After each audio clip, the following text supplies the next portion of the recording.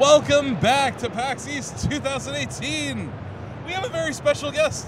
You might not know him. He's somewhat of an unknown player. It's PlayerUnknown, Brendan Greene. Great to have you on our stream for the first time ever. Thanks for having me again. I guess, you know, right? we met up in Japan. Yeah. I'm Asif. This is Charles. You guys know us. You know, we're huge fans of PUBG over there at Shacknews. You know, when the game came into early access, it took over our forum. It was like multiple threads every day about the adventures in people's chicken dinners and crazy things that happened, Twitch clips that people were doing. I have a question. Do you know how many chicken dinners have been served? Do you have like a McDonald's counter? There was an infographic we released with, I think it was IGN or one of those, but it had the actual number of chicken dinners served. I can't remember, but it's a lot. It's millions at this point? It's millions. Okay. I mean, so you could do that McDonald's thing where it's like, and more. So it's like 1 million chicken dinners and more. It's an amazing number, and we calculated the amount of calories that would be, you know, gained from that, and it would feed the world, I think, 12 times over or something like that. That was awesome. So staying on the topic of chicken dinner, what is your preferred way to have chicken dinner? Roast chicken dinner. Roasted chicken? No hesitation whatsoever with that. That was, so there you go. That's an exclusive here at Shacknews. PlayerUnknown roast chicken dinner. A close second comes the Korean fried chicken. Banchan style? That's wonderful. Oh man, I can't get enough of that. Right, it's just so good. Okay. But like cool. nothing beats like mommy's roast dinner. Okay, that's nice. You know, this game is now what, a year from its release? Yeah, we did our 1 year anniversary about 2-3 weeks ago on the 23rd of March. So it's sold pretty well, right? We've done well. We passed 40 million copies now across all platforms. Wow. So it's a sillily high number. So one of our writers wanted me to ask you this question. What does it feel to have like rap video money? I don't. What? I don't know where you're getting your info from. But it feels pretty good. Okay. So to answer your question, Chris, it feels pretty good. How's the reception been to the new special events you guys are running now? Oh no, it's great. I mean, we wanted to do this for the longest time because back in Arma 2, I loved adding like Street Fight and War and all these new events in like as often as I could. And now with our event mode server, we can do that again. And we have like V teams internally with members from all the different departments that kind of get together and go, what would be fun to play? What would be cool? So we really empowered our team internally to come up with new and interesting kind of game modes, and you'll start seeing that now on the test server or the event mode server. That won't be coming in like a set interval. It's kind of just like as it's done. Exactly right. We have no like specific schedule for when we'll be releasing new events, but there's one on right now. Tequila Sunrise, melee and shotguns. Yes. That's fun. Shotgun and melee. I mean, as soon as I jump out of the plane, it's shotgun and melee anyway. So I have a lot of experience with that. Right? It's like, yeah, you can hot drop safely now. Yes, exactly. Yeah, I think a really important part of how this game really built its fan base is your communication with the community about challenges with early access, things that you knew were problems at the time. What have you learned from that process? How are you in year 2 now of the game evolving your communication with the community? Well, again, we're growing our team globally now. You know, we have offices now in Santa Monica, Amsterdam. I think we've one in Tokyo and a few other places around the world, much smaller. But our main offices, we're kind of trying to grow a global team now to manage this ever-growing community. You know, we've a new communications manager and a new community manager joined on board. So, you know, we're really trying to like corral it all together now and really trying to get some good processes together to deal with the feedback we get. Gotcha. I know it's a tough thing to kind of manage between the first-person servers and the third-person and everything, but in the first-person server, it is very difficult to maneuver vehicles, for sure. Yes. Have y'all ever considered having like third-person just for the driving? No? No, because it allows, we saw this in, or at least I saw this in H1 when they first introduced the first-person servers, they had third-person in cars. And it would mean people would just go to the top of a hill and sit 3D in their car. peek. Oh, okay. Yeah, and that just, it doesn't lead to good gameplay. So, Okay, understood. That makes perfect sense. You know, and you're positioning this game as an esport. You're working on some tournaments and stuff like that. Yeah. Are you considering developing like an esports mode of the game? Well, no, I mean, right now we're working with the teams and the pros to really try to figure out what they want from a Battle Royale esport, you know, because no one's really done it before. So trying to come up with like the best like game mode for esports is a tough thing because everyone wants their own thing. Some people just want, you know, sunny days and nothing else. And it's like, well, no, you know, there has to be weather effects. There has to be this. So we have to work with them to figure out what the best and most competitive form is. So we're not sure yet, you know. We would like everyone to be playing the same game mode. I mean, I believe for an esport, that's where it needs to be at because you need the community playing the same game as the pros, basically. So that's true. You know, we have no firm plans yet, but we do really want to heavily invest in esports this year. Yeah, I think that's if we go back and look at Rocket League, we were still playing that game on your couch or at the RLCS. I think it's important to have that continuity. Exactly. Okay. You know, another question people were having, you know, this is for some of the noobs out there. If you're new to the game, there is a little bit of a learning curve with the weapons, for instance. Sure. Has there ever been a thought on your part, like maybe having like a shooting range kind of tutorial thing? We have thought about it. I mean, you've seen there's a war game mode that's like on our custom servers at the moment, which is just a fast-paced deathmatch. Right now, there's a technical issue stopping us from doing like a single-player shooting range. You know, so like we physically exactly like the game is set up for multiplayer only, so it's tough for us to do a single player just right now. We still would like to do it, but I think half the fun of Battlegrounds is it is a hard learning curve. There is no practice, right? It's true that. You know, if you want to learn the game, you know, we say, you know, drop at school. You know, that it's that you'll find a lot of action, and it's the same at any of the hot drop locations, like, you know, the prison or any of these, that if you want to learn, you drop there and you'll learn pretty quickly. No, I completely agree, and I really think that was part of what made the game so charming and so addictive last year, was that everyone wants to get good. You know, and it's one of these situations where you learn by doing. Exactly. Yeah. Okay, cool. Now, it was a thought that a couple of our community members had thrown out there. Sure. We've been asked this for about the last year about shooting range, and it's just there's a technical issue preventing us, but we really want to add sort of more game modes to kind of help with that, especially on custom servers. And we've talked about this in the past at our TGS interview, but the weapons in PUBG are very realistic. Yes. Your game itself is very realistic. How much effort have you put into researching the weaponry, researching like... Oh, a lot. Yeah. Yeah, we have a great action and gunplay team, and they really, you know, they go through a list of all the weapons we'd like to add, figure out, okay, how can we balance this? How will this affect the balance of the game going forward? And there's this kind of, like, we want to try to balance out the classes at this stage. So we do a lot of research. A lot of our in-game weapons are based pretty much exactly on their real-world counterparts, in that bullet velocity, you know, damage dealt, damage drop-off, all of this. We're still trying to create like this pulp reality, so it still feels like you're kind of playing a movie rather than, you know, being super realistic. Right. But yeah, I mean, we do a lot of research into everything we add. Yeah, it can't just be a simulator, because then you run that danger of being a walking simulator. Well, this is what I always say. It's like, you know, if you want super realistic, there's Arma 3BR. Yeah. You know, if you want an arcade game, there's a H1 there, and we're kind of in between, right? Yeah. Where it's like, it is realistic, but it's not realistic, so realistic it hurts. Absolutely. You know, another question we had from the community, from Fleabug is his name. He wanted to know if there was an ETA on custom matches being available for everyone. Well, we said on a roadmap we want to release it to more people. You know, we have no firm ETA on it, but it is, I've seen the plans internally about what we want to do, and I can't tell you an ETA, but I can give you the usual soon TM.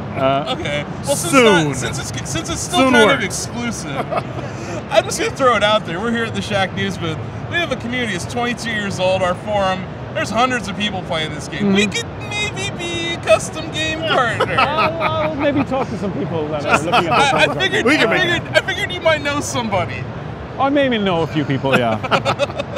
Awesome. That would be great. And no, it's because people are so excited about it that we want Oh, that. look, I mean, I really want to get the custom games into his hand as many people as I can, because it really is modding light, and it's giving you the ability to create your own interesting game modes, right? And that's what I want. You know, we want to give you the ability to just, whatever your mind can create, you can make in the game.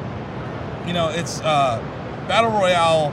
You know, you were definitely the one who popularized it with PUBG, but you're also the kind of birthed it on the Arma platform. Everyone's focused on shooters for the Battle Royale mechanic. Sure. But it really feels like something that could be much bigger. Have you thought of, like, I'm not saying you're making another game, but do you think like a racing game or like some sort of death race kind of thing would work? I mean, like the demolitions derbies have existed for since people could That is a drive form of cars, battle royale. right? Yeah, I mean, that's it's true. That's like true. the last man standing deathmatch. That's kind of been around since we could pick up sticks and hit each other, right? Yeah, I mean, right? I didn't really invent that, but the specific battle royale game mode that you play in, say, in Arma or PUBG, or even to a lesser extent in H1, that's kind of my concoction, right? It's like, that's where I feel that's the battle royale to me. But you know, the last man standing, it has so many possibilities that you can make, you know, in like Myth and Magic battle royale, all these kind of like, let's see what people can do. I'm excited. When was the aha moment where you're like, holy cow, I can do this with 100 players? Well, no. So in Arma 3, we had the war game mode, and we went up to about, I think it was about 80 players max, and we found it was fun, that there was a good number for, you know, a battle royale in that kind of space. So, you know, when we were first testing, we had, I think, 64 players was the minimum or the max we had, and then I think in the second round of testing we upped it to 100 just to see how it would play, and it felt like a good number. It felt like there was enough action and downtime that it gave a nice flow to the game.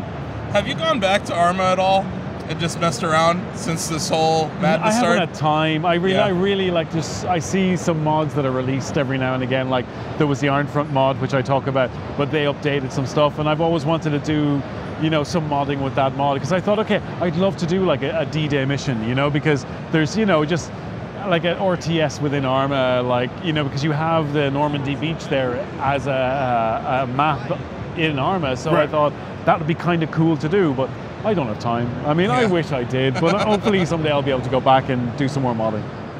Understood. So you may not be able to answer this question, but I'm assuming you have a burner account that you're playing and taking out some people, like a secret name, and unknown 3. No, I have my PlayerUnknown account, and that's it. Yeah, I don't go sneaky. It's just like, but again, I don't get a chance to play that often. Like I'm on the road so much. I have my MacBook with me, and I can't play it on that yet. I like a boot camp it, but it's just I don't get time. You know, especially doing a lot of days work. At the end of the day, I want to go home and just lie down and not think about games. You know, that it's. That's true. I can understand that. You know, it's something that it's becoming almost comical with me, but I ask it. You know, your game's running on UE4. Yep. Right. Nintendo Switch runs UE4. Here we go. So right now, no, I mean, like, listen, I'd love our game to be on as many platforms as possible, obviously, right? It's good for the game, but really right now, we want to get the Xbox version finished. We want to get the PC version polished off, that it's competitive, and then we might start looking at other platforms, because like we only have X number of developers, and the more platforms, you know, the more people we have to get, or we have to split the dev team. So we really want to focus on what we're doing right now, get that done, and then worry about other platforms. So another platform that you did come to recently was mobile. Yes, you can now play PUBG on the can on your phone. Yes, indeed.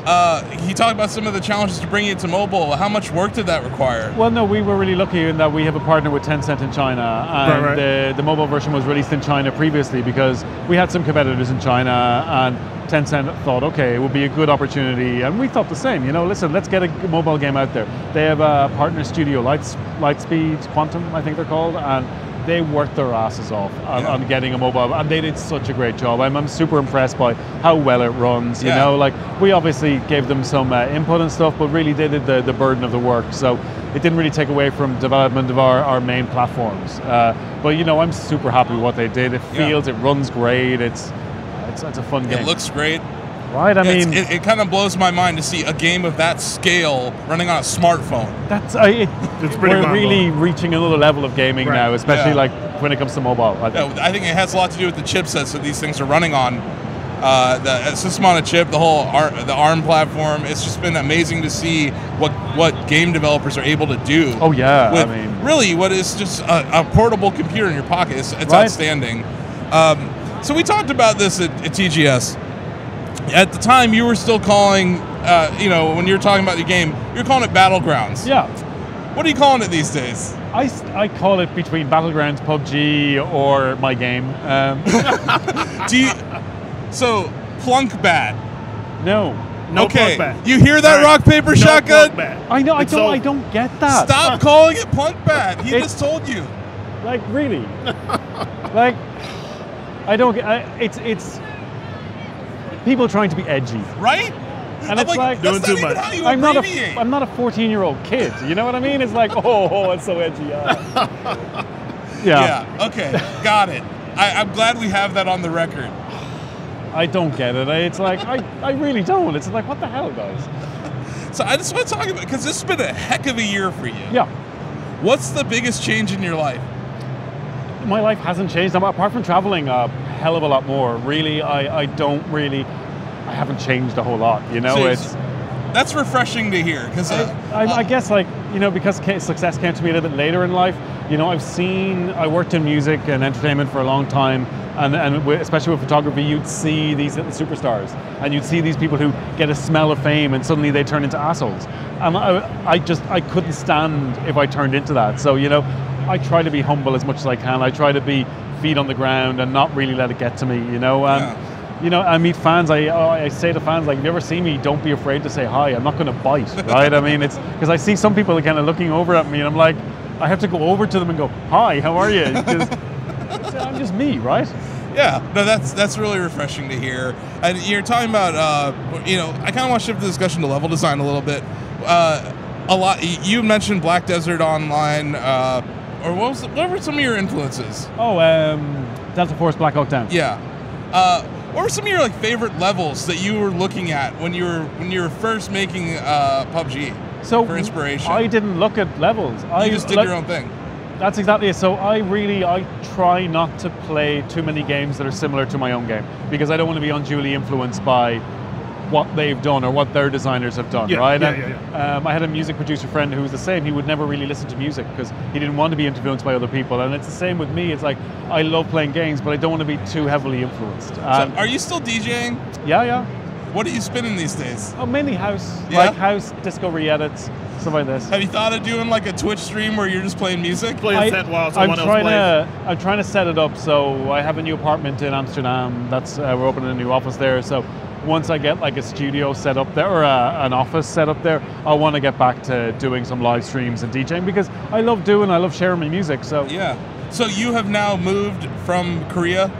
No, well, I'm still based there as well. Okay. I just had to set up So you now have multiple bases? Yes, indeed. I'm all over the place. That's awesome. It's kind of cool, yeah. I never thought I'd be like, you know, living in Korea and then like part-time in Amsterdam and LA as well, because we have an office in Santa Monica. So as you've scaled your company, how has your role evolved? You know, I know you're labeled as creative director, yeah, right? That's right. So I'm the games creative director, but really, you know, the team, they handle most of the planning and the execution. You know, I still get reports every day of what they're working on, but I trust these guys with my heart at this stage, right? That it's like,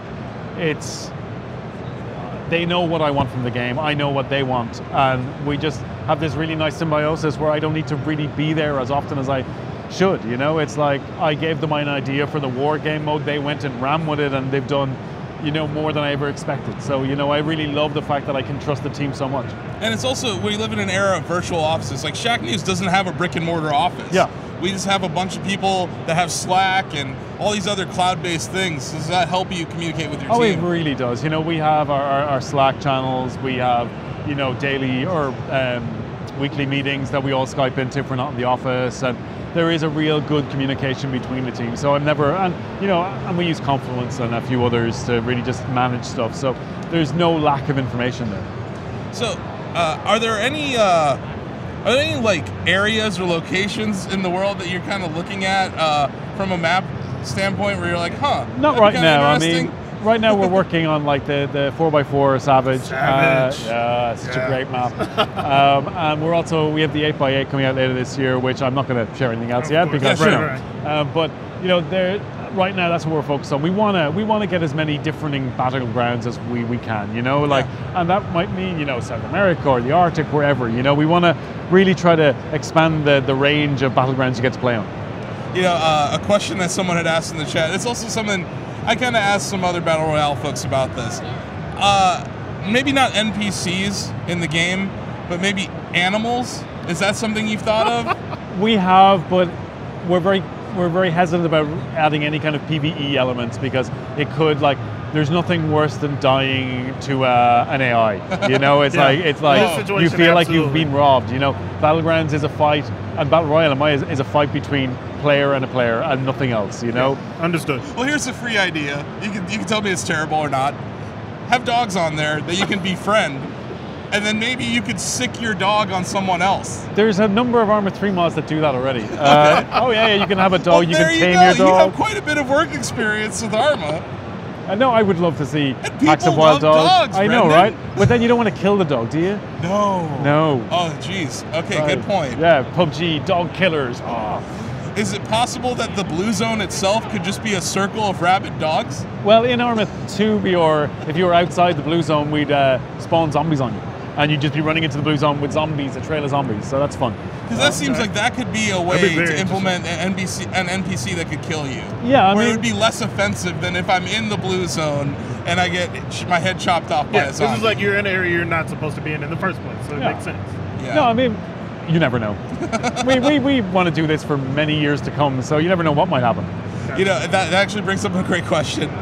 We talked about this at TGS. You definitely view PUBG as a game as a service, a game that's going to evolve over time. Oh, for sure. If you were to make another game, would it be called PlayerUnknown's something else? No idea. PlayerUnknown's next game. I feel I probably would have to name it PlayerUnknown something just because. Keep it going.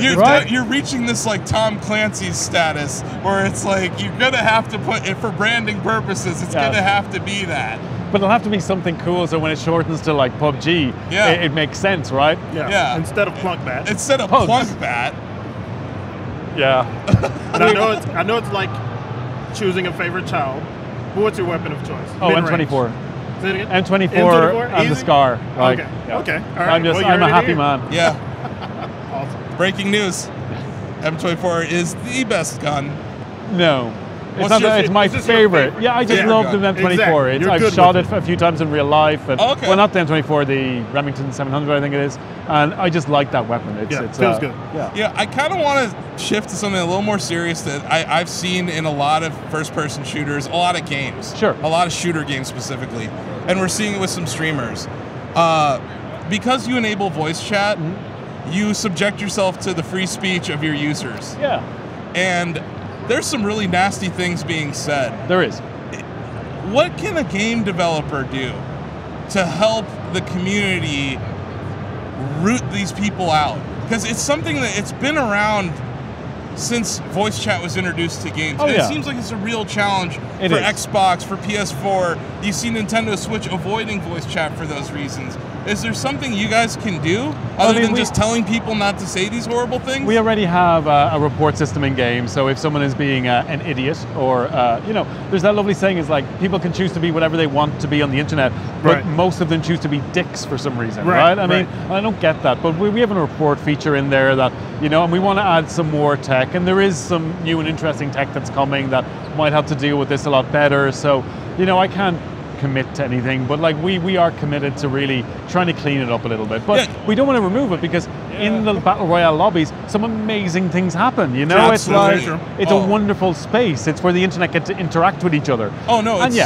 There's a lot of dicks there, but no, it's super important. I think it's been a challenge that it's the games industry as a whole is facing. I just wanted to get your take on it, and I appreciate you being. We want to do so, of course, we don't want to ignore it, but it's a tough thing to deal with. As I said, we don't want to get rid of voice chat because you get some beautiful moments. Right. Absolutely.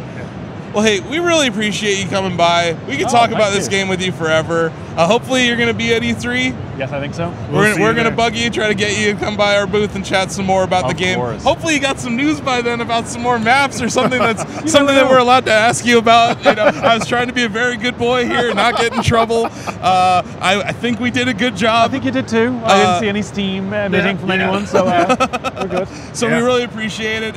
Keep up the great work, and like I said, our whole community is behind you. Thank you so much, guys, and thanks. Awesome. We'll be right back with some more streams. Peace, y'all.